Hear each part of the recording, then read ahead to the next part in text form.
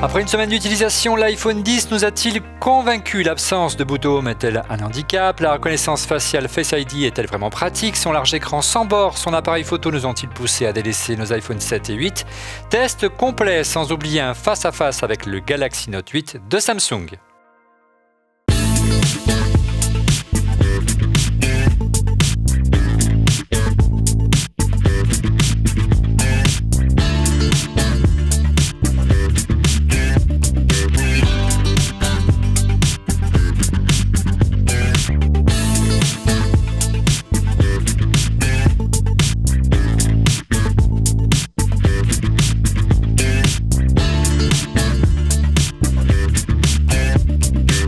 Bonjour à tous, vous regardez ORLM, vous regardez On refait le Mac, très heureux de vous retrouver à 42, l'école qui forme les futurs talents de la tech.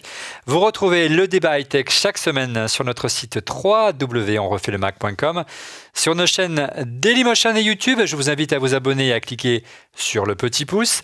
Sur iTunes et podcasts, bien sûr, en HD ou en version audio. Enfin, n'hésitez pas à télécharger l'app ORLM pour iOS disponible sur l'App Store, pour iPhone et iPad, mais aussi pour Apple TV. Cette semaine, nous revenons sur l'iPhone X pour un grand test avec du côté du jury pour nous rendre un implacable verdict, celui qui ne se sépare plus de non pas un mais de ses deux iPhone X. Stéphane Zibi, consultant. Bonjour Stéphane. Bonjour Olivier, bonjour à tous. Ce soir, ça va être une battle. Une battle d'iPhone X, tu as le tien? Non, pas seulement. Ah bon, pourquoi? On a chacun sa petite station wireless. Ah, tu as quoi toi comme chargeur? Moi j'ai une Mofi. Moi j'ai une Belkin, on va voir qui c'est qui va gagner, qui va charger le plus vite. Voilà. On a eu une semaine pour revenir sur le test de l'iPhone 10. Tu as le Galaxy Note 8 qui est là, l'iPhone 7. On va tout savoir ce soir et l'iPhone 8. Tout savoir ce soir de la vraie valeur de ces différents téléphones. En duplex également. Celui qui bisque rage de devoir encore attendre plusieurs semaines encore pour profiter de son propre iPhone 10. Monsieur X, cet ancien responsable d'Apple qui avance, comment dire, visage masqué. Bonjour Monsieur X, c'est pour quand la livraison? Eh bien écoute, si j'en crois le livreur, c'est pour le 30 novembre au plus tard. Voilà. Donc, moi j'ai envie de te dire un truc. Ouais. Hashtag balance ton iPhone 10, j'en peux plus.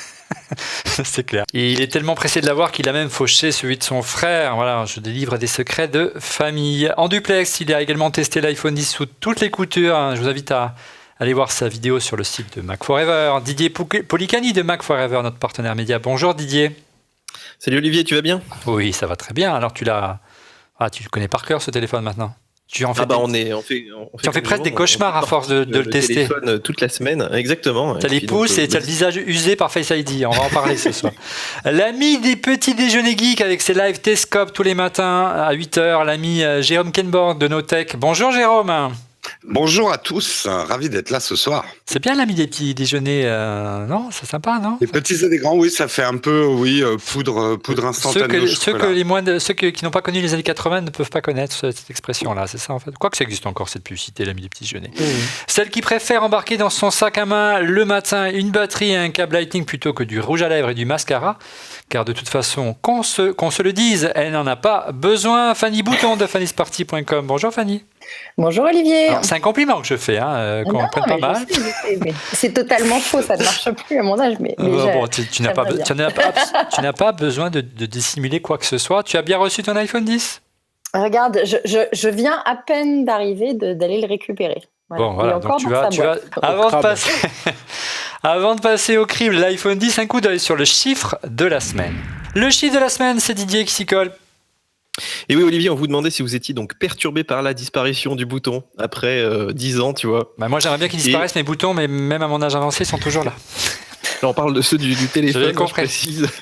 Et donc sur 300 à peu près votants, 72% ont répondu non. Donc ça va, pari réussi en fait pour Apple. Ouais, un plébiscite pour la nouvelle gestuelle de l'iPhone 10. Quid de l'équipe de RLM? Je vous propose d'y répondre dans ce prochain chapitre de cette émission qui est consacrée justement à l'ergonomie.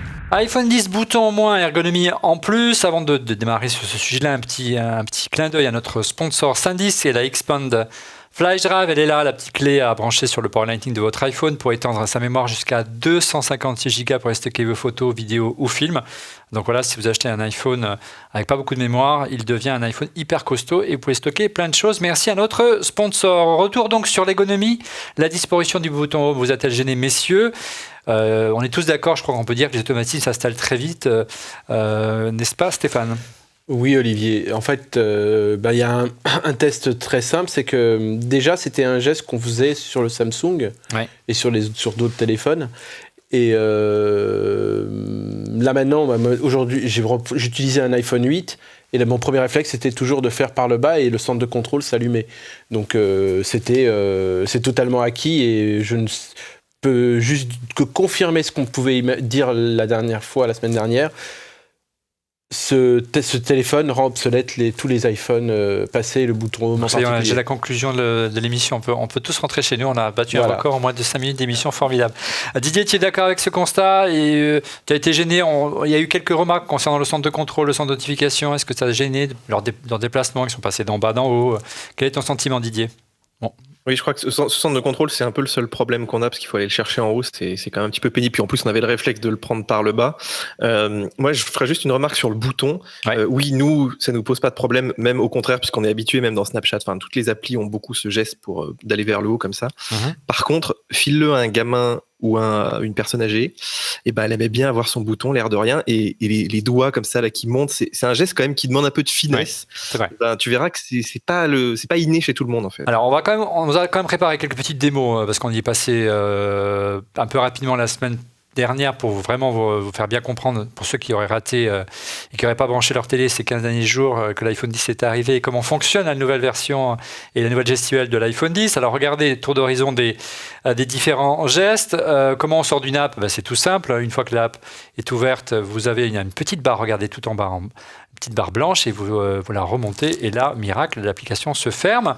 Pour le multitâche, auparavant, il fallait effectivement cliquer 2 fois sur le petit bouton d'accueil. Cette fois-ci, il faut encore une fois tirer sur la barre blanche et y aller plus doucement et à la moitié de l'écran, vous avez le mode multitâche. Et pour killer une application, vous browsez dans les différentes applications et vous sélectionnez une application particulière que vous voulez killer, que vous voulez fermer et vous la dégagez vers le haut. Vous appuyez sur le bouton, la petite croix. Là, je trouvais ça il y a peut-être un geste en trop là. Le fait de sélectionner l'application et de jeter vers le haut, c'est peut-être pas hyper pratique.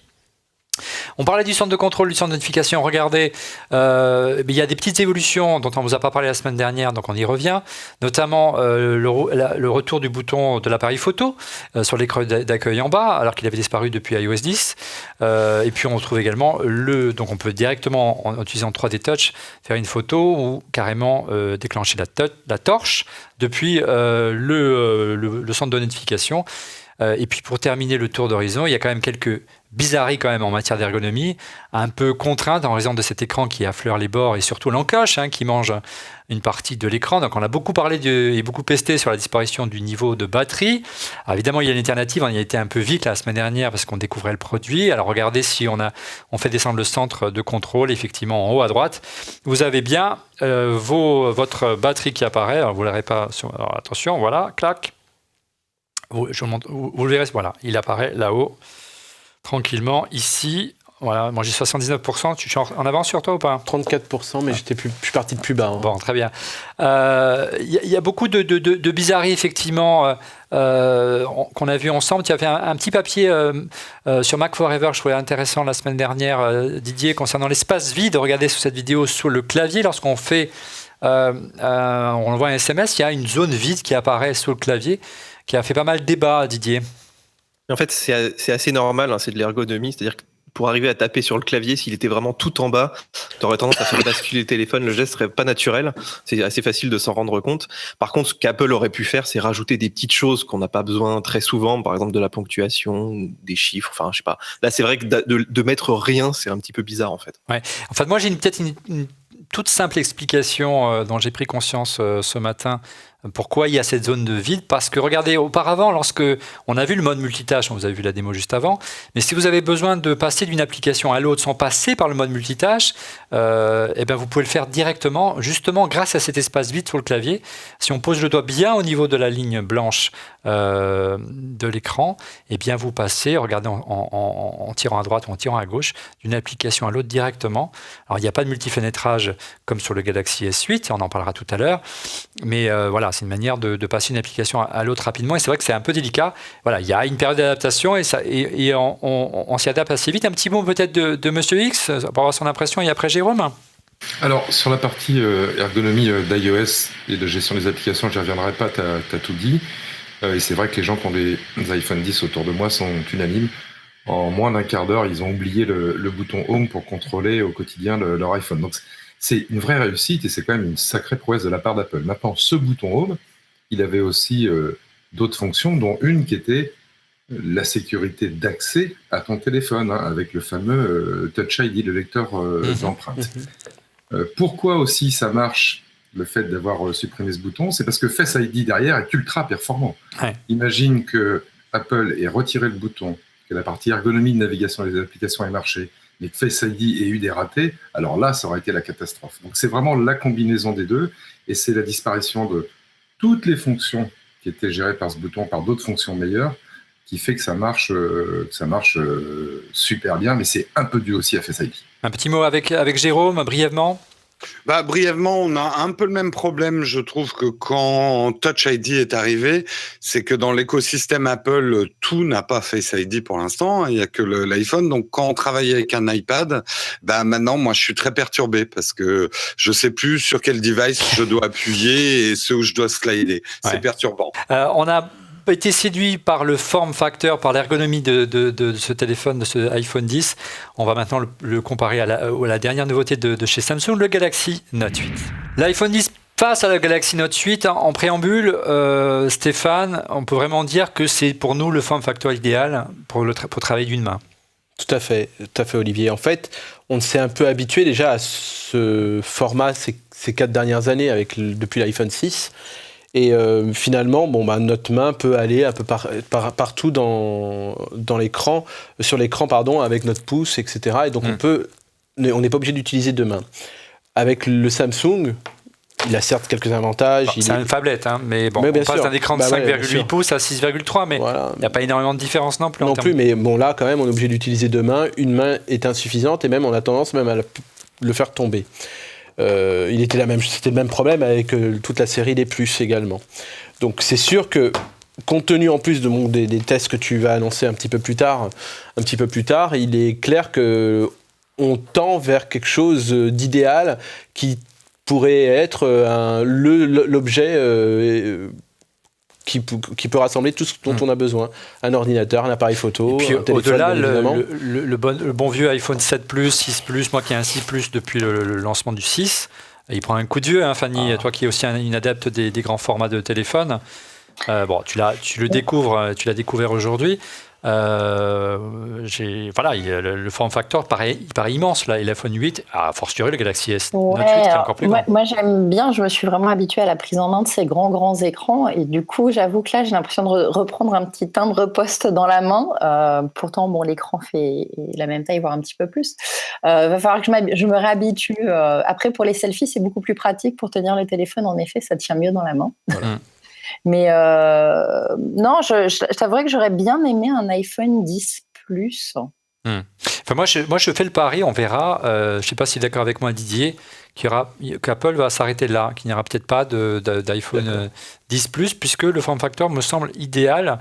Parce que moi, je n'ai pas été convaincu par le Note 8 que tu as en main en termes de taille. C'est une brique, c'est pas forcément les mêmes usages. On en parlera peut-être avec Jérôme tout à l'heure, qu'il a beaucoup testé. Et puis, au-delà, peut-être Jérôme, si tu veux rebondir sur ce que je viens de dire, la ligne me paraît plus classique. Ça ressemble à... C'est un smartphone classique comme était auparavant l'iPhone 7, l'iPhone 8. Il y a plus ce côté spectaculaire qu'avait la ligne Galaxy par rapport aux iPhones auparavant. Ouais, après, soyons francs, les gens du marketing nous ont fait croire que plus grand, c'était mieux pour les smartphones, mais c'était surtout parce qu'on voulait des plus grands écrans et plus de batterie. Aujourd'hui, ils arrivent à mettre autant de batterie et un écran quasiment aussi grand dans un form factor qui est quand même plus ergonomique. Alors, il y a quand même des choix... Pardon, vas-y, finis. Je pense qu'Apple, là, vient de signer la disparition des dinosaures. En fait, je pense qu'ils ont quand même utilisé au maximum de ce qu'ils pouvaient faire, parce qu'on voit que Samsung, il s'arrête avant les capteurs, donc finalement, Apple gagne un petit peu d'écran. Moi, en fait, ce qui m'embête le plus, c'est le ratio de cet écran, qui est bon pour rien, en fait, parce qu'il est pas bon pour les photos, il est pas bon pour les vidéos. Et les vidéos sur YouTube, je suis sans cesse en train de me dire, je le regarde en plein écran, c'est quand même plus sympa. L'encoche me gêne pas tellement pour regarder la vidéo. Mais par contre, le fait de perdre vraiment en haut et en bas, tu vois, ça m'embête. Donc, moi j'aurais préféré que l'écran soit un petit peu plus 16:9 1080p que d'avoir ce forme allongé. Et d'ailleurs tu le vois sur les applis, tout ce que tu gagnais avec le plus, là tu te retrouves avec en fait un iPhone 8 juste allongé. Donc, c'est aussi le choix qu'avait fait Samsung, qui a aussi allongé considérablement son écran, Stéphane. Si tu prends le Galaxy Note, c'est des écrans vraiment allongés. Oui, c'est allongé, mais pour garder justement, pour pouvoir les tenir en main. Bien sûr, mais les applications en pâtissent. Surtout, pourquoi on fait des grands écrans pour l'image, la vidéo en particulier. On verra tout à l'heure qu'on peut partager l'écran et qu'on peut travailler sur des applications. On va le voir maintenant. Écoute, le mieux, c'est d'en parler maintenant. L'iPhone 10 et l'iPhone avec l'écran le plus grand jamais produit à ce jour. On aurait pu penser qu'Apple en profite pour faire hériter à l'iPhone ce qui existe sur l'iPad dans iOS 11, à savoir le multifenêtrage, pour passer d'une app à l'autre plus facilement. Il va falloir encore attendre, Jérôme. Et ça, c'est vraiment pratique dans le Note 8. On peut voir sur cette vidéo. Je pense que le multifenêtrage, c'est presque... Le Note 8 est le seul smartphone qui m'a convaincu de l'intérêt d'un multifenêtrage sur un smartphone. Justement parce qu'il se rapproche finalement d'une tablette et qu'il a un stylet. Par contre, j'ai jamais vraiment trouvé une super utilité, en dehors des tests, de faire du multifenêtrage sur un smartphone. L'approche d'Apple se rapproche quand même de multitâche, mais sans multifenêtrage. Fanny, tu voulais dire quelque chose ? Oui, il y a deux choses. La première chose, c'est qu'en effet, on a pris l'habitude de passer d'une fenêtre à l'autre assez facilement avec ces bascules d'un écran à l'autre. Donc même pour des copier-coller, tout le multifenêtrage n'est pas forcément utile la plupart du temps. Après là, l'histoire de l'encoche, etc., c'est en effet une signature, c'est un design et on l'oublie très vite. C'est comme les nouveaux feux sur une nouvelle Audi et puis après on trouve ça beau ou ça dérange, ça illumine trop et puis après tout le monde oublie. Ça permet juste de reconnaître bien la chose. Le vrai problème, il est technique derrière, c'est pour les développeurs, c'est un vrai casse-tête et chaque appli doit être réadapté et revu pour que ça puisse utiliser l'écran. Si, je me fixe. Non, je suis pas d'accord, Fanny. Je suis pas d'accord. Mais non. Si tu as une application... Pour que ce soit joli, que tu n'aies pas les barres en haut et en bas, quand même, ça va demander de refaire les applis. Ça va être encore casse-pied pour les devs. En tout cas, beaucoup disent que c'est casse-pied. Non, alors moi, je ne suis pas designer d'appli, donc je me fie à mes camarades qui le sont. Si tu as une appli, par exemple, comme WeChat, que j'utilise tous les jours, WeChat, c'est un bête fil de discussion. Donc là, tu as zéro redesign à faire pour utiliser les petits côtés de chaque côté de l'encoche. C'est une demi-journée de boulot, allez. En fait, l'application, c'est une liste d'éléments. Elle va s'agrandir parce que l'écran est plus haut. Beaucoup d'applis, peut-être la moitié, ce n'est que ça. Et beaucoup de jeux aussi, ça va se régler par de l'homothétie.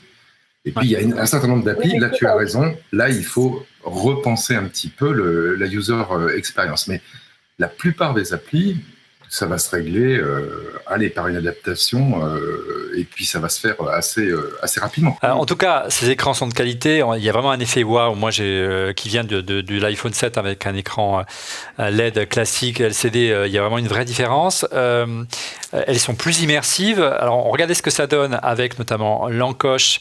On va comparer le Galaxy et l'iPhone 10 avec l'encoche. Regardez, par exemple, si on lance une vidéo sur iTunes, donc là on est vraiment en cinémascope, donc on bénéficie de tout le format élargi de cet écran, donc c'est totalement immersif. Si on tape deux fois, là on fait disparaître les barres noires et là vous voyez l'encoche apparaît sur le côté gauche. Par contre, si on lance une vidéo, par exemple, alors, il y a déjà quelques applications de vidéo qui sont optimisées. C'est le cas de YouTube qui a été mis à jour dès cette semaine. Donc, si on lance par exemple la dernière trailer de Star Wars. Alors là, c'est totalement immersif également.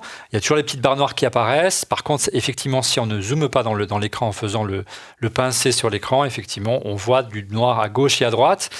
Et c'est encore plus, criant si vous lancez une vidéo comme une vidéo de télé ou une émission comme très célèbre qui s'appelle On refait le Mac, du 16/9 en clair. Là, c'est un peu frustrant parce qu'on est tenté de zoomer dedans parce qu'il y a beaucoup d'espace à droite et à gauche. Et ça, c'est un peu dommage, j'ai trouvé, Didier.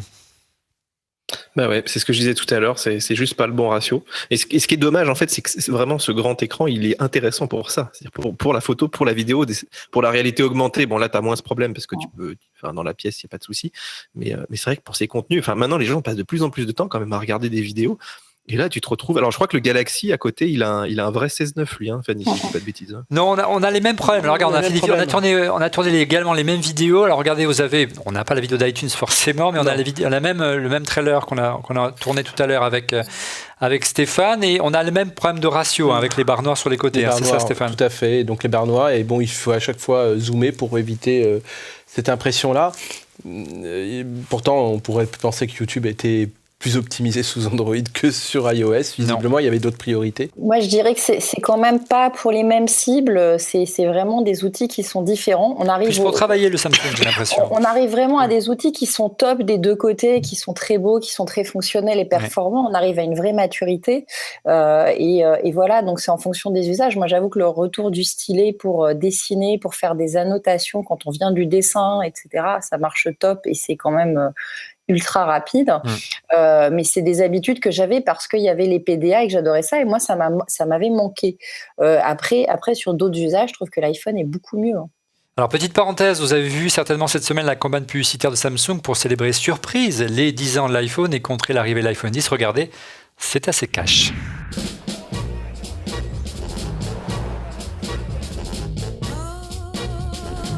Guess what I just got?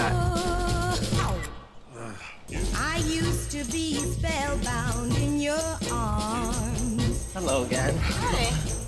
That's a big phone. With all of your conniving, you lost your charm. You built a flame that warms my heart, but your lying and cheating has torn us apart. You gotta send me that pic. And I'm moving on.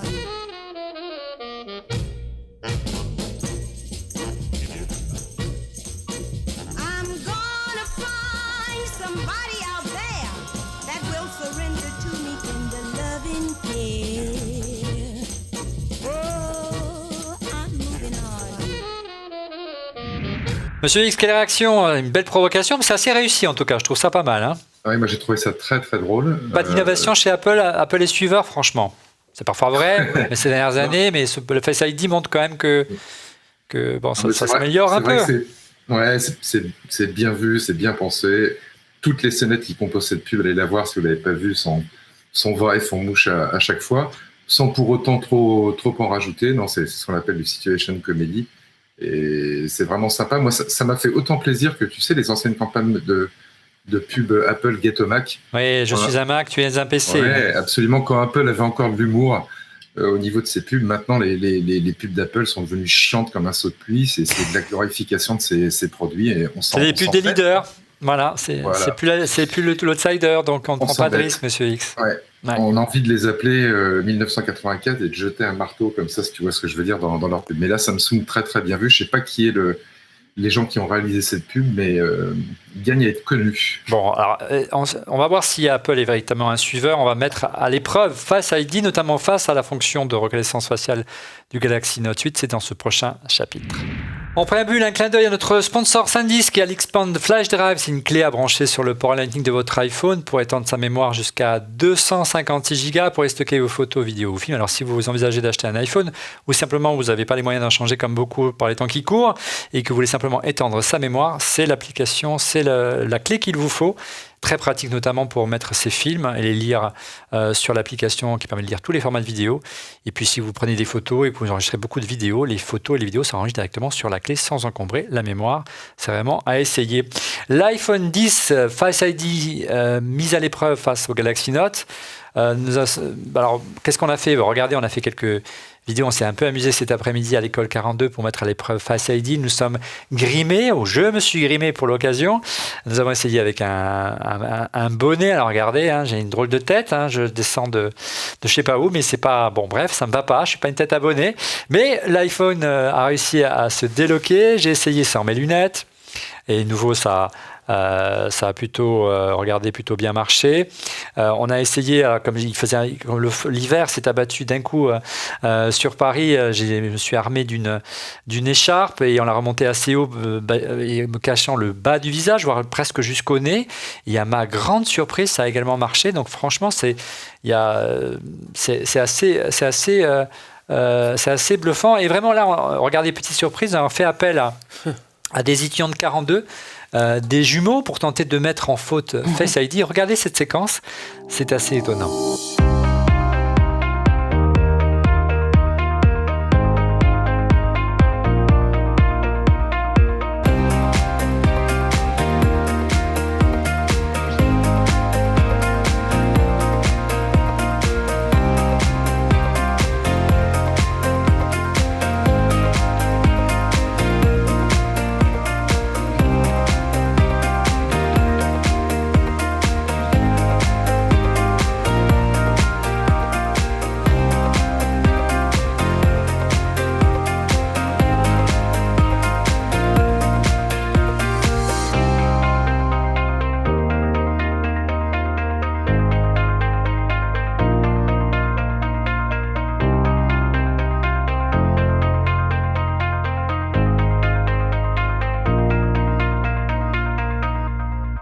Un grand merci aux frères Silla, Foussen et Lassana, deux étudiants, brillants étudiants de l'école 42 qui sont prêtés à ce petit jeu avec nous. On a donc réussi à hacker Face ID. Il faut dire qu'ils se ressemblent vraiment comme deux gouttes d'eau. Hein. Je plains leurs petits amis. Bref, amis US, bien sûr. Alors, une réaction, c'est assez étonnant quand même. Ça montre véritablement que c'est assez rare quand même de tomber sur un jumeau. Hein.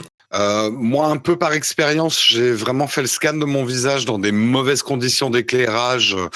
Il a marché. Et les premiers jours, il me mettait un petit peu en échec. Mais là, je trouve qu'il marche même dans des angles assez étonnants. C'est exactement ça. Derrière ma caméra, pendant que je le filme, je fais un coup d'œil et il se débloque. Et ça marche plus, c'est pas forcément au niveau de l'iris, c'est vraiment ça mesure la profondeur de la mâchoire, l'arête du nez, c'est vraiment sur de la 3D que cette caméra marche. Surtout, ce qui est agréable, c'est qu'il ne faut pas faire un selfie, Fanny. Hein. C'est-à-dire qu'il suffit de regarder, comme je fais là l'iPhone qui est devant moi, mais ce n'est pas un iPhone 10, il est là, il faut regarder son iPhone et c'est tout. Il faut jeter un œil à l'iPhone et pas vraiment se positionner comme on aurait pu l'imaginer au préalable. Hein. Non, l'inclinaison marche, il n'y a pas besoin de l'inclinaison, puisqu'en fait, quand ça scanne ton visage, ça prend vraiment tous les angles sous toutes les coutures et ça calcule en fait la profondeur de ton visage et toutes ces mesures. Donc c'est ça qui fait que ça se reconnaît. Donc en effet, sur des jumeaux, ils peuvent être assez similaires, mais comme disait Stéphane, c'est vrai qu'au bout d'un certain temps, il y a quelques petites différences, quelques petits millimétrages et que je pense qu'au bout d'1 ou 2 mois, peut-être que les jumeaux ne pourraient plus sunlocker leur téléphone respectif. On va demander à Apple de leur confier 2 iPhone 10. Je suis sûr qu'ils vont être d'accord. Ils vont être contents, ouais. N'empêche, quand j'ai eu les gens d'Apple ce matin, je les ai croisés et que je leur ai dit qu'on avait fait un test avec des jumeaux, je sentais une petite fébrilité lorsque je leur ai dit ça. Mais passons. Face ID n'est pas sans défaut, vous l'avez compris, mais avant d'en faire l'inventaire complet de tout ce qui pourrait être amélioré de ce côté-là et le comparer justement au système de reconnaissance faciale de l'iPhone 8, retour sur vos questions Twitter cette semaine avec Didier. Alors cette semaine, donc on a Simka qui nous demande, qui pose un problème. En fait, lui, il a des problèmes de flair donc sur l'iPhone 10 qu'il n'avait pas avec son 8 Plus. Moi, j'ai pas tellement eu. Je sais pas si les autres ont eu ce problème. Alors, il a pointé du doigt une photo qu'on a publiée la semaine dernière, effectivement, qu'on a fait vite fait en recevant le produit dans la régie de 42 ici à l'école. Et effectivement, on voit un halo lumineux. Je ne sais pas si tu le vois, Jérôme. Tu as rencontré le même problème, toi ? Non, après, peut-être que dans certains angles, il faudrait qu'on essaye plein d'angles différents parce que les effets de flair, ça n'arrive pas tout le temps. Mais pour l'instant, en tout cas, les phototests que j'ai faits, je n'ai pas eu ce problème-là. Bon, il a peut-être. Alors, lui pense que ça peut venir de la lentille qui, tu sais, qui est superposée par-dessus, qui faire cet effet, cet halo de lumière. Il peut aussi avoir un défaut tout simplement sur son iPhone, malheureusement. on n'a pas Oui, forcément. peut-être qu'il sortait du KFC, qu'il avait les doigts gras. Hein. Non. Je reconnais bien tes goûts alimentaires. Deuxième question pour ce soir, Didier. Alors, on a Loïc qui nous demande si c'est pas regrettable donc qu'on n'ait pas le fameux mode paysage, hein, contrairement au modèle Plus. Et je peux lui répondre. Oui, vas-y, ça ira plus vite. De ratio, on en parlait tout à l'heure. C'est-à-dire que si tu le mets en paysage, je pense que tu montes le clavier, il y a même plus d'écran qui est disponible. Parce qu'il est Effectivement, trop étiré. Donc, clairement, c'était pas possible. Ouais, l'avantage, c'est bien dommage. Oui, Jérôme, regarde l'avantage qu'a encore l'iPhone 8. Alors là, avec le fond vert, c'est pas forcément idéal, donc je vais le mettre sur le blanc ici. Voilà. L'avantage de l'iPhone 8, c'est que si vous tournez, voilà, vous avez la possibilité, voilà, comme sur un iPad, d'avoir le mode paysage pour les applications. Bon, écoutez, c'est pratique en voiture, notamment, Didier. Hein. Oui, puis même dans tes mails et tout, d'avoir la liste à côté, le mail de l'autre. Moi, je trouvais ça hyper pratique, mais c'est pour ça que moi, je suis un petit peu comme, je crois Stéphanie tout à l'heure qui disait que ça manquait quand même de ces grands écrans. Et moi, j'aimerais bien avoir un 10 Plus l'année prochaine. Et je pense, à mon avis, ils hésitent et ça m'étonnerait pas quand même qu'ils le sortent. Transition, Didier, puisqu'on va parler du busomètre, les rumeurs qui ont le plus buzzé cette semaine avec toi. Le busomètre, quelles sont les rumeurs qui ont le plus buzzé autour de la planète Apple et sur le site MacForever cette semaine, Didier? Alors, j'ai un peu changé, tu as vu, ta cinquième rumeur, je l'ai un peu changé. Exactement. Ne m'en veux pas. Mais on va commencer avec un sujet qui fâche, c'est évidemment les Paradise Papers, qui fait la une donc, en début de semaine. C'est bien sûr des rumeurs, d'ailleurs. Hein. Dedans, voilà. Donc voilà, je pense que c'est un peu une récurrence aussi qu'Apple soit cité dans sa stratégie globale d'optimisation fiscale. Alors Apple a répondu brièvement en disant qu'il ne contournait pas la loi, mais voilà, après on parle peut-être. C'est légal. La question c'est est-ce que c'est moral et malheureusement le business, le moral n'a pas beaucoup lieu d'être dans la tech par moment, mais pas que dans la tech d'ailleurs. Hein, c'est le propre de toutes les grandes multinationales. Hein, c'est bien ça. Mais peut-être que Tim Cook je pense qu'aujourd'hui, collectivement, il commence à y avoir des vraies réflexions là-dessus. On le voit sur les réseaux sociaux. Hein, les gens disent Apple paye tes impôts. Oui, ça m'étonnerait pas citoyen que Tim Cook et un réagisse quand même. Deuxième rumeur avec Didier. Et l'iPhone 10 qui ne coûterait que $357 à produire. Seulement. Alors, attention. Didier. On parle d'une estimation, qui est une estimation aussi, parce qu'ils n'ont pas tous les prix, mais des coûts uniquement des composants. Donc il n'y a pas le SAV, le R&D, la com, la pub, les ingénieurs, les salaires, enfin on se comprend. Ouais. Et sans surprise, le premier composant c'est l'écran, je crois. Ouais, c'est l'écran. Donc en clair, la personne la marque qui est gagnant aussi en plus d'Apple, c'est paradoxalement c'est Samsung puisqu'il fournit d'écran. Hein. Et il serait estimé à $110. $110 pour être précis. Ce qui est quand même une somme importante. Moi, l'autre chose qui m'a étonné, ce serait le cadre en inox ici que vous voyez sur l'iPhone 10 blanc. Il est noir sur celui de Stéphane. Il serait autour des $60 rien que le cadre, le châssis en inox, ça me semble. Ça me paraît dingue, mais $357, ça me semble faible quand même même $110 pour un écran OLED. Bref, il y a $35 les caméras, les processeurs $27,5. Il y a tout un détail d'experts qui se sont penchés sur le sujet. On va se pencher sur le sujet. Troisième rumeur, Didier. Alors Apple préparerait peut-être une nouvelle Touch Bar. Alors c'est plus une demande de brevet, donc tu sais jamais si vraiment ça va être commercialisé. Ou une demande utilisateur. Moi, honnêtement, je pense plutôt qu'ils vont l'enlever finalement, d'ici quelques années. Ah, carrément. Elle n'arrive pas sur l'iMac Pro. Bon, on va voir ce que ça donne, mais ils n'ont pas l'air quand même. Mais comment tu veux qu'elle arrive sur l'iMac Pro en Bluetooth faire du touch bar? Je sais pas, c'est Apple, il faut qu'ils soient créatifs. C'est un peu compliqué, tu vois. Mais bon, on peut avoir une bonne surprise. L'écran, les claviers peuvent évoluer par la suite. Allez, quatrième rumeur. Alors l'iPhone 10 se vendrait mieux que l'iPhone 6. Pourquoi on parle de l'iPhone 6? Parce que c'était leur best-seller. Hein, quand ils ont présenté les grands écrans, les gens les attendaient vraiment. C'était l'un des meilleurs démarrages. L'iPhone 10 dépasserait l'iPhone 6. Et c'est pas étonnant quand on voit le succès et la façon dont il est plébiscité. Oui, c'est étonnant parce que le prix n'est pas le même, Didier. Ce n'est pas étonnant, il y a une nouvelle form factor. Oui, aussi, mais le prix, c'est pas du tout le même.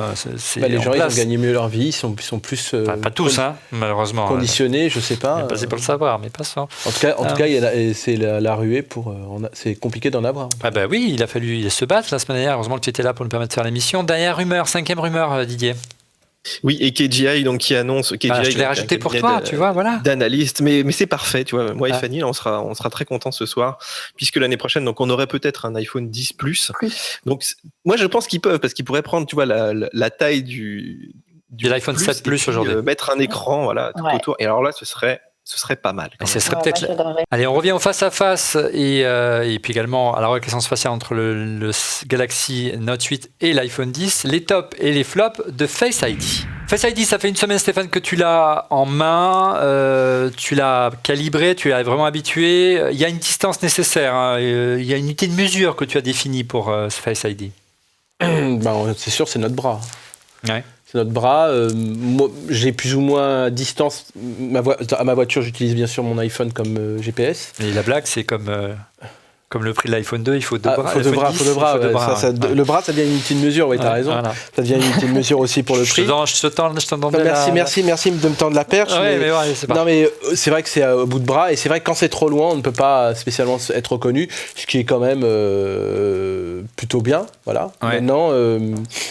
c'est vrai que les habitudes qui étaient de poser son téléphone sur son bureau, peut-être on va devoir faire quelques gesticulations pour être vu. En tout cas, vivement que la machine learning nous permette d'améliorer tout ça. Voilà. C'est-à-dire quand on pose son téléphone comme ceci auparavant et qu'on voulait discrètement lors d'une réunion, lors d'une conversation, regarder ce qui se passe sur son écran, il suffisait d'appuyer le doigt sur le Touch ID, on voyait le contenu discrètement. Là, effectivement, il faut légèrement l'incliner pour... et forcément, c'est moins discret. C'est moins pratique également, Didier, lorsqu'on l'utilise en voiture. D'abord, le support de voiture aimanté avec le chargeur sans fil, c'est pas forcément idéal. Mais au-delà, on peut pas le mettre. On peut pas avoir Face ID en mode portrait. En mode paysage. J'ai découvert, tu vois, en fait, il y a des petits trucs qu'on va découvrir au fil du temps, des usages qui vont être un petit peu particuliers. Et effectivement, l'autre jour, je l'ai mis sur la voiture. Et puis, quand tu es au volant, tu vois, t'as pas envie. Enfin, il faut quand même faire gaffe. Hein, mais avant, il suffisait de mettre le doigt sur le bouton et c'était parti. Ouais, et là, en fait, il fonctionne pas à l'envers, il fonctionne pas en mode paysage, il fonctionne vraiment qu'en mode vertical. Et d'ailleurs, c'est peut-être aussi pour ça que ce téléphone ne fonctionne pas en mode paysage. Hein, si t'imagines, sinon il faudrait le tourner tout le temps. Ouais, mais il me semblait que tu avais CarPlay dans ta nouvelle Skoda, Didier. Donc, oui, mais tu peux pas mettre Waze dedans. Ah, il suffit de demander à Waze, ça arrivera peut-être. Et moi, il y avait, lors de l'annonce de Face ID en mois de septembre, souvenez-vous, un truc qui m'avait vraiment étonné, c'était le mode nuit, qui était un argument de massue par rapport à tous les systèmes concurrents qui permettaient de ne pas nécessiter de lumière pour pouvoir se reconnaître. Alors, ça n'a pas toujours fonctionné pour toi, Stéphane. Il y a eu quelques soucis. Non. Moi, ça a marché du premier coup. Alors, parce que tu es barbu. Qu'en est-il de votre côté? Toi aussi, mais... Bon, barbu, moi, plus léger. J'ai moins de pilosité. J'ai arrêté ma croissance très jeune, dirons-nous. Qu'en est-il de vos côtés? Peut-être Didier et Jérôme. Nous, on a testé le premier jour dans le noir complet, ça marchait super. Mais en fait, il fonctionne en mode nuit tout le temps, parce qu'il envoie des infrarouges tout le temps. Bien sûr. Moi, ça marche nickel. Donc, moi, aucun problème. Bon, écoute, je crois qu'il t'aime pas. Ouais. Alors, sur le coup, là, je vais peut-être me reface ID.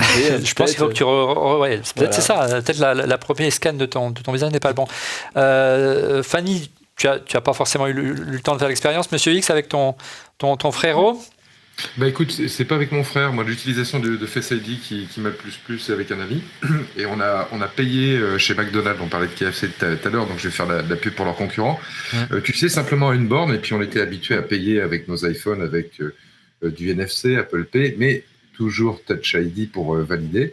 Là, maintenant, on fait la même chose. On passe sa commande dans notre fast-food préféré. On regarde le téléphone. Si ta banque est Apple Pay derrière, boum, ça part tout de suite. Ouais, c'est exceptionnel. Tu sais ce que tu me disais hier, tu l'as essayé également, Stéphane. C'est exceptionnel. Ouais. Exceptionnel. En termes d'expérience client de bout en bout, moi, c'est ça que je retiens, plutôt que les éventuelles limitations, et encore, j'en ai pas vu beaucoup. C'est tout le confort utilisateur que ça nous apporte. En plus, je crois que c'est ça la vraie nouvelle. C'est vraiment l'application qui fait la différence. On a pu faire un comparatif avec le Samsung, on en parlera peut-être un petit peu plus tard. Le truc qui est génial, Olivier, c'est ce qu'on appelle la réponse différenciée de l'iPhone 10. C'est-à-dire, tu le regardes de manière un petit peu penchée, tu vois tes notifications, mais tu ne vois que les titres. Ou alors, s'il ne te reconnaît pas, tu ne vois que les titres des notifications, mais ça reste discret, personne ne peut voir le contenu. C'est très bien fait. Tu le mets devant et tac, il te met l'entête des mails, il te met le contenu des notifs. Ça, c'est un nouvel usage avec Face ID qui est génial. Et puis, il y en a, à mon avis, plein d'autres qui vont...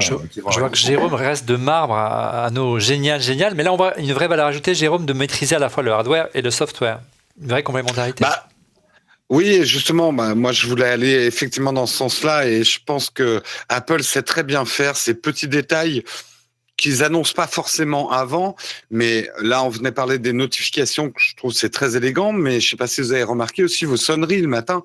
Dès qu'on regarde son iPhone 10, la sonnerie baisse, le son de la sonnerie baisse. Dès qu'il vous sent devant lui, contre le mur.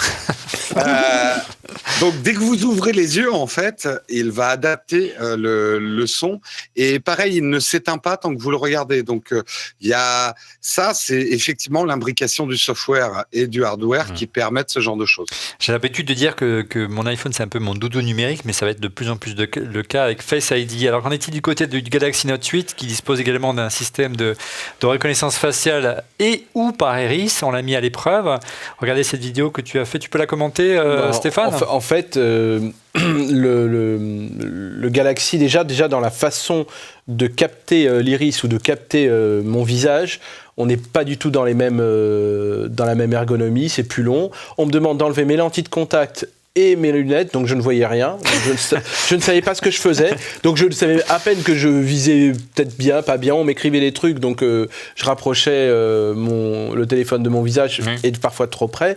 Donc au niveau de l'ergonomie et de la captation, on est vraiment, Apple a explose tout sur son passage. Au niveau de la reconnaissance, globalement ça va. Ça va aussi vite que globalement ça va sur les risques, même si on a un affreux bout de lunettes. Il faut qu'en fait, c'est comme un miroir devant soi et on a les yeux qui doivent rentrer sur les trous.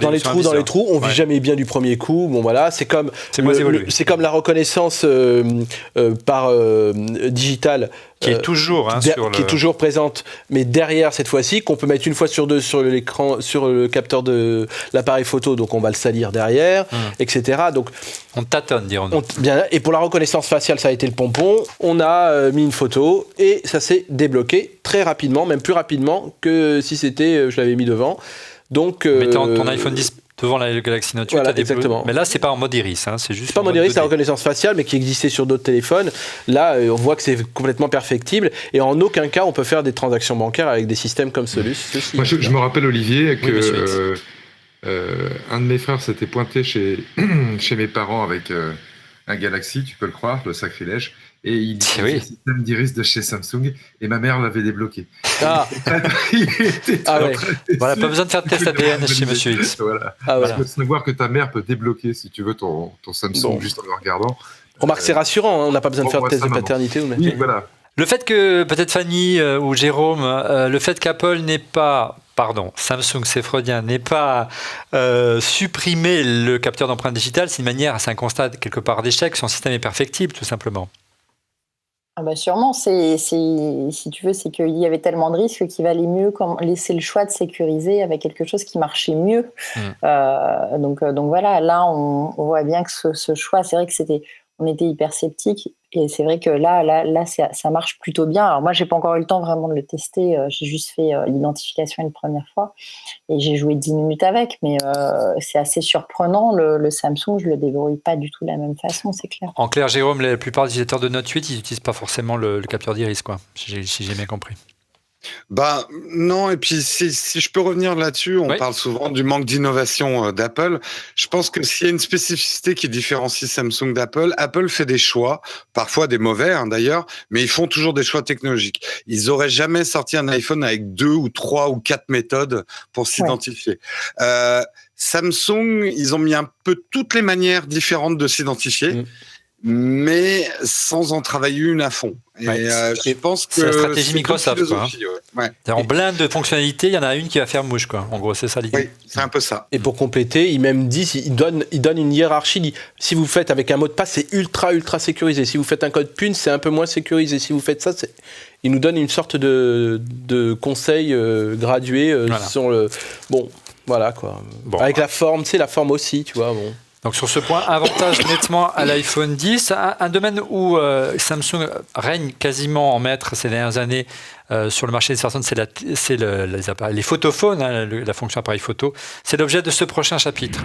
iPhone 10, Galaxy Note 8, appareil photo avantage à Samsung. Est-ce que c'est toujours le cas? C'était le cas encore l'année dernière. Alors d'abord, on se réfère au fameux indice DxOMark qui a noté l'iPhone 10 cette semaine. Il atteint le score de 97. C'est juste un point de moins que le Pixel 2 de Google, c'est qu'il classe second meilleur photophone du marché, c'est pas mal. Il surclasse l'iPhone 8, plus de 3 points, sans surprise, grâce notamment à son deuxième stabilisateur optique sur le zoom. Hein. Mais plus surprenant, il dépasse également de 3 points le Galaxy Note 8 de Samsung. Alors c'est une vraie surprise quand on sait que tu es plutôt un fan d'Apple, mais un fan de Samsung pour les appareils photo. C'est pas forcément si évident ça entre les critères des ingénieurs de chez DxO et nos pupilles, dirons-nous. Moi, je suis un utilisateur lambda. Je suis peut-être pas un expert qui va regarder. Alors, tu as quand même fait quelques images. Tu peux nous les commenter? On a fait des tests en plein jour et devant l'Apple Store du marché Saint-Germain. Alors d'abord, tu as comparé l'iPhone 10 avec l'iPhone 8. À gauche, l'iPhone 8, exactement, plus, et à droite, l'iPhone 10. Alors, voyons voir. Et on va dire que c'est à peu près similaire, hein, quand même. Il n'y a pas en grand angle, on peut dire que c'est difficile de voir une différence. Je ne pense pas qu'on puisse aujourd'hui faire une différence. Voilà, donc pour moi, ça ne me semblait pas un truc décisif. Pareil, quand on regarde la photo faite avec le Samsung, j'ai tendance à la préférer. Alors peut-être que je suis... Le piqué du Samsung. Ouais, j'ai tendance à préférer celle de Samsung. Notamment en mode zoom. Ouais, en mode zoom. Et là, donc c'est encore plus marquant quand on a pris des photos de l'Opéra de Paris hier soir. Là, effectivement, la nuit tombante, donc en basse lumière, le Samsung est meilleur. Donc on le voit là. D'abord, on voit l'iPhone 10 qui est quand même meilleur que l'iPhone 8 Plus. C'est assez flagrant. Là, c'est bon. Notamment dès qu'on zoome, parce que finalement le stabilisateur optique aide énormément. Et par contre, toi, tu préfères le Note 8 quand on le compare à l'iPhone 10. Voilà. Je me tourne vers d'autres spécialistes. Jérôme, quel est ton a priori? Parce que c'est difficile quand même de se faire une idée si rapidement, hein, très honnêtement.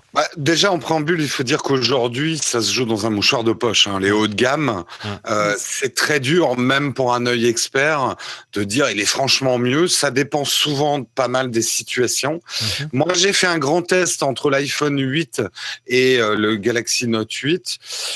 Pour résumer, j'ai dit Note 8 meilleur en photo, iPhone meilleur en vidéo, mais encore, ça dépend complètement du type de photo que vous faites et du type de vidéo que vous faites. Donc aujourd'hui, on peut pas se tromper. Quand on met ce prix-là, on peut pas se tromper, c'est des bons photophones et c'est pas 1 ou 2 points chez DxO qui va changer la phase de l'argent. Ouais. C'est plus des critères des geekeries, dirons-nous. Dernier point pour... peut-être que Didier voulait dire quelque chose sur la photo, peut-être. Didier? Non, je voulais juste dire que ces scores DxO, il faut pas c'est comme Geekbench, ils ont des pondérations en fonction de ce qu'ils mettent dedans. C'est-à-dire que, par exemple, Apple est plutôt mauvais en basse lumière par rapport à pas mal de concurrents. C'est vrai. Mais ils vont être plutôt bons, par exemple, sur de la vidéo et tout. Et voilà, suivant comment eux pondèrent leur score, à la fin, ça te fait un score super élevé. Mais comme dit Jérôme, ça dépend un petit peu de ce que tu fais. Si tu fais beaucoup de vidéos, tu auras peut-être plutôt envie d'un iPhone, par exemple. Olivier? Oui, monsieur X. Ouais. Par contre, moi, je pense qu'il est intéressant à dire pour les gens qui nous écoutent, c'est que le choix, il va peut-être pas se faire effectivement sur la technologie de l'objectif, ou en allant regarder en détail ce que dit DxO, parce que tu disais 97, mais en fait, c'est 101 pour la photo et 89 pour la vidéo. Donc, c'est une moyenne, c'est vrai, tu as raison. C'est une moyenne, et ils disent en photo, c'est la référence du marché. Maintenant, ça suffit pas. Une fois de plus, ce que je crois que qui est intéressant là-dedans, c'est l'usage qui est arrivé avec l'iPhone 7 et 7 Plus, notamment autour du mode portrait, et la combinaison de l'iPhone 10, d'iOS 11 et du mode portrait, et de toutes les nouvelles manières que propose Apple de faire des portraits avec des détourages automatiques, des fonds noirs. Et là, sans avoir aucune notion de photo, tu peux faire des photos qui sont peut-être flatteuses, mais dont le rendu paraît juste incroyable. Ça fleurit partout sur Instagram, Snapchat, Internet. Allez voir si cette nouvelle fonction de portrait d'iOS 11 et d'iPhone 10 vous plaît. Et ça peut faire la différence, parce qu'il y a fort à parier que si vous achetez un iPhone 10, c'est avec ça que vous allez jouer à Noël et pour votre famille, vos amis. Et si vous en avez un, Noël, c'est pas gagné. C'est un vrai plus. Si ça vous plaît, c'est vraiment un vrai plus. Et c'est un nouveau plaisir de faire du portrait. Hein. Et au-delà, messieurs, dames, je ne sais pas si vous êtes d'accord avec moi, Apple avait vraiment pris du retard au niveau du logiciel quand on voyait ne fût-ce que pas seulement Samsung, même encore le remarquable Huawei qui a été développé avec Leica. En matière de soft, ça allait beaucoup plus loin que le mode portrait de l'Apple. On pouvait avoir beaucoup plus de réglages avancés. Heureusement, ça s'est amélioré avec iOS 11, Fanny. Hein. pour conclure Oui, sur alors ce sujet. c'est vraiment beaucoup, beaucoup mieux. Et là, en effet, le mode selfie, je vais l'user Je te fais confiance. Voilà, Je tout le te monde fais connaît ma passion pour le confiance. selfie. Allez, Donc oui. en effet, je vais profiter de ces fonctionnalités-là à fond. Après, en effet, j'ai vérifié, on peut toujours pas régler le bokeh sur l'avant ou l'arrière-plan. C'est encore limité par rapport au Huawei. Mais ça, c'est vraiment hyper sympa quand même. Et c'est une belle évolution. Et surtout, la caméra frontale est m'a l'air enfin à la hauteur. Parce que là, sur l'iPhone 8, j'avoue que j'étais quand même assez déçue. Très souvent, trop de pixels, du bruit. un pas beau rendu de la peau, etc. Là, je sens que je vais m'éclater. Allez, dernier chapitre de Sans cette maquillage. émission. On va essayer de répondre à une question toute simple. Est-ce que le smartphone le plus puissant du marché a une pomme croquée à son dos? La réponse suit dans ce chapitre. Performance et autonomie. Alors, est-ce que l'iPhone 10 est le smartphone le plus puissant du marché? Donc, on se référence à l'outil de bench, pas très original, du référence du marché qui est QuickBench 4 en mode CPU. Regardez ce que ça donne. Alors, on avait déjà les chiffres de l'iPhone 8 qu'on vous avait publié en septembre dernier. Il avait en simple cœur atteint le score de 4266 et 10 322 en double cœur. Eh bien, l'iPhone 10 fait jeu égal.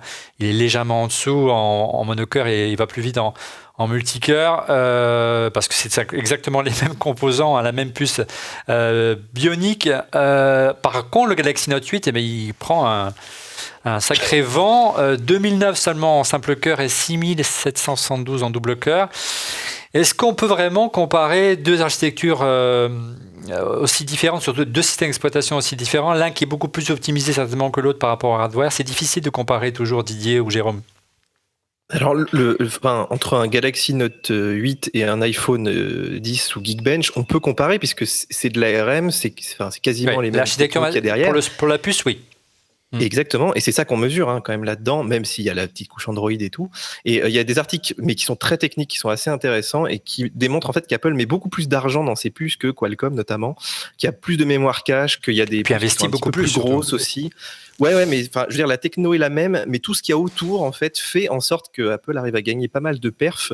Voilà, même si il faut toujours relativiser, mais moi, j'aimerais bien qu'on débunk un jour ce Geekbench qui compare un peu des poires et des pommes, parce que là, ta comparaison avec le MacBook Pro, pour moi, elle est un petit peu surréaliste.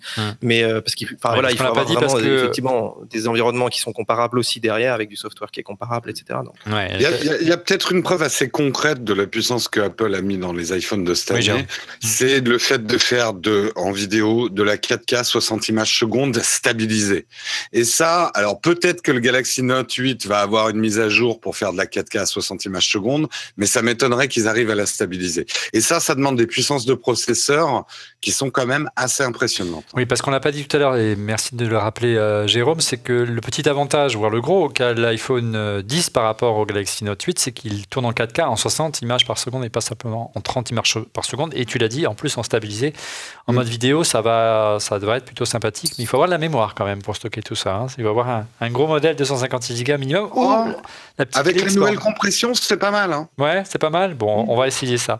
Quid de l'autonomie? Alors, vous l'avez pour certains depuis une semaine. Apple annonce 2 heures d'autonomie en plus par rapport à l'iPhone 7. C'est un chiffre, moi, qui m'a vraiment surpris. Très honnêtement, moi, j'ai pas assez de recul pour donner un verdict. Qu'en est-il de ton côté, Didier? Nous, on a fait des tests d'autonomie sur le site qu'on vient de publier là quand on enregistre cette émission, et notamment avec Geekbench, qui est un petit outil aussi où vous pouvez le faire chez vous, de mesurer l'autonomie.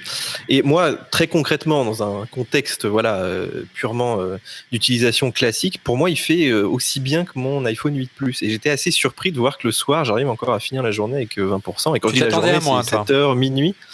Et en fait, avec le grand écran, tu te dis quand même, et puis la taille qui est quand même un petit peu plus petite que les modèles Plus, j'étais pas sûr, tu vois, qu'on arrive. Enfin, je pensais qu'on serait un petit peu en dessous. D'ailleurs, c'est ce que dit Apple. C'est un petit peu en dessous d'un modèle Plus, suivant ce que tu fais. Oui, mais quand même 2 heures de plus qu'un iPhone 7. Voilà. Exactement. Et on a fait un sondage avec nos lecteurs. Donc, il y a eu beaucoup de gens qui ont répondu, 5 ou 6 000 personnes. Ouais. Et les gens étaient tous, ils se couchaient le soir avec encore de la batterie. Donc, on est largement au-dessus. Enfin, le combat est gagné, je dirais, pour ceux qui voulaient vraiment un iPhone à peu près compact avec de la batterie. Pour ça, c'est cool. Ceux qui avaient le plus, je pense que ceux qui l'emmenaient vraiment au bout, tu vois, qui arrivaient à l'user toute la journée, à mon avis, ils vont perdre peut-être un petit peu quand même. Et puis, tout simplement, ce qui va vraiment changer la vie des utilisateurs, mais c'est déjà le cas depuis l'iPhone 8, ça existe depuis très longtemps, Jérôme, dans le monde Android, c'est simplement le chargeur par induction, parce que voilà, si on a la chance d'en avoir un, on le pose et on oublie qu'il se charge et on n'a plus les problèmes qu'on avait avant. Moi, tout simplement, j'avais même la flemme parce que j'avais oublié mon câble ou j'avais la flemme de le brancher au bureau entre l'ordinateur. Là, on n'y pense plus, on pose son iPhone, il se charge. Quoi. Ça va vraiment changer les choses. Et c'est juste dommage qu'Apple ne l'ait pas adapté plus tôt, hein, Jérôme. Bah oui, c'est dommage. Bon, après, ils ont leur excuse à eux. Ils disent que c'était pas installé dans les hôtels, donc on le faisait pas. Mais ça, c'est un peu n'importe quoi. Comme les fabricants de voitures qui ne font pas de voitures parce qu'il n'y avait pas de route, c'est ça? Bien sûr. Ouais. Ça marche très bien, en tout cas. Et c'est bien. Là, on peut quand même dire Apple a pris un standard. C'est suffisamment rare pour le noter. C'est vrai, c'est vrai. Bah, attends, même s'ils vont bientôt. Ils vont bientôt sortir le Air Power qui va être leur standard eux très cher. Mais ça, c'est bien. La plus grosse déception, et ça c'est même un coup de gueule contre Apple, de fournir l'iPhone 10 avec un chargeur qui vient de l'iPhone 5, sans charge rapide alors qu'il est tout à fait capable de se recharger.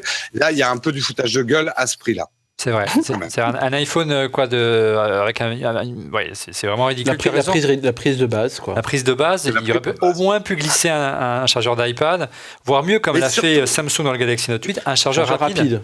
Mais surtout, l'expérience utilisateur, eux qui tiennent tellement à ça, elle va être terrible parce qu'il met un temps fou à se charger avec le chargeur qui est fourni. Ouais, sachant que la charge sans fil que vous avez ici, ça va à la même vitesse que le chargeur sans fil avec fil de base. Par contre, si vous mettez un chargeur d'iPad va charger 2 fois plus vite que le chargeur sans fil. On attend la mise à jour d'Apple pour doubler la vitesse et passer à 5 watts. C'est ça, Didier, l'histoire de firmware. Oui, même. Enfin, on a fait des tests, mais la charge sans fil, elle est à peu près rapide que le petit chargeur pourri qu'il y a dans la boîte. Oui, mais pas pour les 30 premières minutes. Mais par contre, si tu le charges pendant longtemps, donc de 0 à 100%, il met 4 heures au lieu de 2. Ouais, là, c'est quand même très long. Et là, justement, cette charge sans fil, elle est bien la nuit, en fait. 52. Mais même dans ta voiture, si tu as un j'en sais rien, l'écran reste allumé et tout, il arrive à se décharger quand même. Je pense qu'il faut attendre l'arrivée de la mise à jour d'iOS 11 qu'on nous promet, mais j'espère qu'il ne va pas trop, il faudra pas trop attendre de ce côté-là. Voilà, nous sommes arrivés au terme de ce grand test de l'iPhone 10. Il est difficile de les partager. Nous, on a eu un vrai coup de cœur, vous l'avez compris, pour ce téléphone parce que c'est un vrai nouveau form factor. On attendait un écran AMOLED depuis très longtemps. Chez Apple, il ne nous a pas déçus. Face ID, j'étais un peu sceptique et moi, j'ai vraiment été abalé de la simplicité d'usage et de l'ergonomie du système. On aura l'occasion de revenir dans cette émission sur les usages et les avancées en matière de performance de ce téléphone parce qu'il va évoluer au fur et à mesure des mises à jour tout au long de l'année. En attendant, un bref rappel de notre sponsor et un clin d'œil à la clé Xpand Flash Drive de SanDisk, qui est une clé à brancher sur le port Lightning de votre iPhone pour étendre sa mémoire jusqu'à 256 Go pour y stocker vos photos, vidéos ou films. Donc n'hésitez pas, si vous cherchez une formule économique et performante pour étendre la mémoire de votre iPhone, c'est la Xpand qu'il vous faut. On passe à vos coups de cœur. Les coups de cœur, on commence en plateau avec Stéphane. Alors, cette semaine, mon coup de cœur, c'est Facebook Messenger. Mais qu'est-ce qui t'arrive? J'ai trouvé cette petite application sympa. Je sais pas, tu as 280 caractères de Twitter, non? Oui, non. En fait, il y a 1,2 milliard d'utilisateurs au monde. Et en fait, les évolutions sont permanentes. Alors, on savait qu'il y avait des choses qui allaient être faites sur l'intelligence artificielle. Et là, cette semaine, est lancé en France quelque chose qui va encore plus changer, bouleverser le domaine bancaire, où on va pouvoir donc, via sa carte bancaire classique, envoyer instantanément de l'argent à quelqu'un dans ses Facebook Friends, et l'argent ira sur le compte bancaire de la personne. Tu veux dire que Facebook est en train de devenir une banque, c'est ça? Tout le monde est en train de devenir une banque. C'est pour ça que Orange Bank la semaine dernière, on a vu Apple qui va arriver son propre système de cash bientôt. Ce sera mon coup de cœur la semaine prochaine si tu veux. Mais ce que je veux te dire, c'est que là aujourd'hui, les banques là, elles sont de plus en plus de concurrence. Disruptées de toutes les. Et là en plus, c'est un outil qui est utilisé par des millions de personnes tous les jours. Et on pourra encore plus aller au concert ou aller au Parc des Princes et avancer l'argent pour ses copains, sachant qu'on va pouvoir le récupérer très vite via Messenger. Et donc j'ai trouvé ça très bien. Et c'est lancé cette semaine en France. Très bien, merci Stéphane. De ton côté, Fanny, ton coup de cœur cette semaine? Alors mes coups de cœur, écoute, tu connais ma passion pour ces câbles qui s'abîment super vite, surtout chez Apple, et que tu passes ton temps à casser. Bah écoute, chez PNY, ils ont sorti des câbles. Alors je sais que c'est pas les seuls, mais je les aime beaucoup PNY puisque c'est des bordelais entre autres. Et donc là, on a le câble métal, vraiment qui survit au sac à main des femmes et qui est très efficace. Vraiment, quand je disais que tu avais plein de câbles Lightning dans ton sac, c'est pas une légende, c'est vrai. C'est pour attacher. Bah oui, ça sert à attacher ou à fouetter aussi. Et puis sinon, ok. C'est vrai que ça te parlerait. Ouais. Et sinon, voilà, je l'ai en USB-C aussi, mais en tissu tressé. Je suis plutôt cravate, mais bon. Ils sont très, très efficaces. Non, c'est une vieille blague avec mes geeks de la soirée. Tiens. Au passage, je les fouette au câble USB. Ouais. Donc merci. voilà, plein de câbles ultra résistants. C'est chez PNY et je les aime beaucoup. Merci Fanny. De ton côté, Monsieur X, ton coup de cœur. Alors très rapidement, d'abord un écran qui m'a été recommandé, oui, parce que certains travaillent encore avec des écrans. Ben oui. Pour votre MacBook Pro en USB-C. Alors c'est Philips qui fait ça s'appelle le Philips Brilliance. Attention, je vais dire le nom. 258 B6 QUEB. Vraiment qui s'achète un marketing produit chez Philips. Mais compliqué. Voilà. Mais cet écran, il est vraiment, vraiment bien. D'abord, une connectique USB-C qui te permet d'envoyer le signal, de recharger ton MacBook. Et puis le pied de cet écran va faire hub avec une connectique d'extension. C'est beaucoup plus beau que les espèces d'adaptateurs de chez Apple. C'est moins cher, tu as quand même un écran de 25 pouces. Et puis je vais faire un peu de la pub pour les autres. Si vous voulez voir ce qu'il donne en vrai, il y a un test qui a été fait sur le site Les Numériques de cet écran, qui est vraiment très exhaustif. Vous pourrez vous faire une idée aussi avec des avis utilisateurs. Donc si vous cherchez un écran USB-C, ça c'est vraiment la bonne option. Et je finis juste par un truc, un deuxième coup de cœur. Alors, j'ai toujours pas mon iPhone 10, mais je reçois beaucoup de choses de la part des gens qui en ont, et ce sont les Animoji. Et ça, c'est on n'en a pas parlé ce soir, mais bon, c'est évident, tellement c'est rigolo. Les Animoji, on aurait pu trouver ça, vu de loin, comme anecdotique. Voire vulgaire pour certains. Ouais, absolument. Moi, je pense qu'on va en parler encore pendant 5 ans. Tu peux, en fait, animer voilà, ces petites émoticônes qu'il y avait avant en 3D avec ton visage, ta voix, envoyer ça sous forme de SMS. Il y a beaucoup d'émotions qui passent. C'est très bien fait. C'est les mêmes technos un peu que Face ID. Et en plus, je crois savoir que ça a été fait chez Apple, mais par un designer qui est français au départ. Ah bon? Absolument. Bon, et donc, on discute, Monsieur X. Ça, c'est une bonne nouvelle. Mais ce que j'aime dans ce truc, c'est que si Apple se démerde bien, ils vont nous donner la possibilité à nous de faire nos propres Animoji. Et c'est peut-être le chemin vers une nouvelle manière de faire de l'animation. Pourquoi pas se créer ces petits dessins animés rapidement, des petits objets numériques. C'est peut-être un nouveau champ pour Apple. Le retour des avatars, Monsieur X. Oui, mais sous une forme. Ouais. Il y a un truc qui est en train de se passer. Didier, ton côté, ton coup de cœur. Alors moi, je vais pas faire très original cette semaine parce que j'ai testé un peu les protections là, qu'Apple propose, notamment la coque folio qui est finalement assez décevante. J'aime trop ça un peu cheap, moi perso. Je suis d'accord. Ouais, tu mets pas grand chose dedans et puis c'est très compliqué pour téléphoner. Du coup, moi, je suis revenu donc à la bonne vieille coque en cuir. Et celle-là, franchement, je trouve que c'est les meilleurs. C'est juste dommage que le nouveau ratio, tu peux pas mettre ta carte d'identité. Moi, c'était un peu le truc que je mettais dedans. Moi, je suis plus plastique. Et ça rentre plus. Mais moi j'ai pris un le côté vintage très sympa en fait quand ça vieillit. Voilà, oui, mais le blanc il est blanc mais ça fait quelques heures déjà et il commence déjà à noircir un petit peu mais en silicone. En silicone. Voilà, celle-là elle est quand même hyper agréable hein, comme c'est toujours un marché aussi juteux et vous avez vu les nombreuses vidéos et on peut les voir sur Mac Forever notamment.